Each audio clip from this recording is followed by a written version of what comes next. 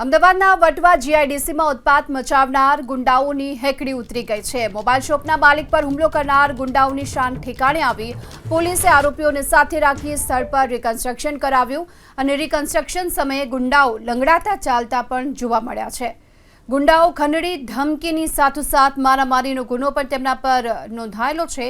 જય ગઢવી, વિશાલ, શુભમ, કુણાલ સામે કાર્યવાહી કરવામાં આવી અને વિહાર જોશી અને અન્ય ઇસમો સામે પણ પોલીસે કાર્યવાહી કરી છે। અમદાવાદની અંદર જે પ્રમાણે અસામાજિક તત્વોના આતંકના ઘટના જે પ્રમાણે બનતી રહી છે તેમાં વટવા જીઆઈડીસી પોલીસ સ્ટેશનમાં નોંધાયેલી ફરિયાદ બાદ આરોપીઓનું પંચનામું રિકન્સ્ટ્રક્શનની કાર્યવાહી જે છે તે કરવામાં આવી રહી છે। જે અત્યારના 8 આરોપીઓ છે આ ગુનામાં પકડાયેલા, તે તમામ આરોપીઓને અત્યારે લઈને આવવામાં આવ્યા છે। જે ઘટના સ્થળ છે ત્યાં 8 આરોપીઓ ઝડપી પડાયા છે। જય ગઢવી સહિતના 7 થી 8 લોકોએ જે રાધે મોબાઈલ કોમ્યુનિકેશનની દુકાન છે ત્યાં રકઝક કરી હતી, ખંડણી માંગવામાં આવી હતી। આ પ્રકારની ફરિયાદ નોંધવામાં આવી અને આ જ પ્રકારની ફરિયાદના આધાર પર અત્યારે જે રીતે જોઈ શકાય છે પોલીસે કાર્યવાહી કરી 8 જે આરોપીઓ છે તેમને પકડ્યા છે।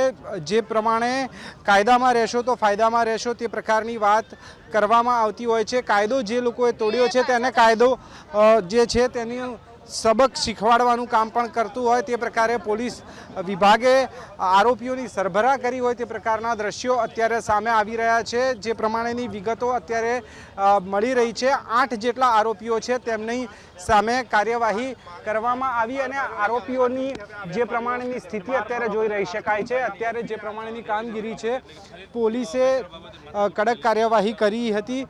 જે રીતે ડીસીપી રવિ મોહન સૈનીએ પ્રતિક્રિયા આપી હતી કે હાલ જે ખંડણી છે તે ખંડણીની બાબત પ્રાથમિક તપાસમાં સામે નથી આવી, પરંતુ મારામારી અને રાયોટિંગની જે પ્રમાણેની ઘટના હતી તે ઘટનાને અંજામ આપ્યો હતો આરોપીઓ, ત્યારે પોલીસે કાર્યવાહી કરી છે। પીઆઈ છે આપણી સાથે, તેમની સાથે જ વાત કરીએ। સોઢા સાહેબ, શું કહેશો, કયા પ્રકારની કાર્યવાહી કરાઈ?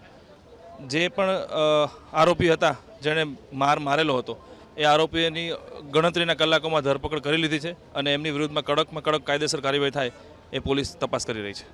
પ્રાથમિક તપાસમાં ક્યાંય ખંડણીની બાબત સામે નથી આવી, આ પ્રકારની પણ પ્રતિક્રિયા છે?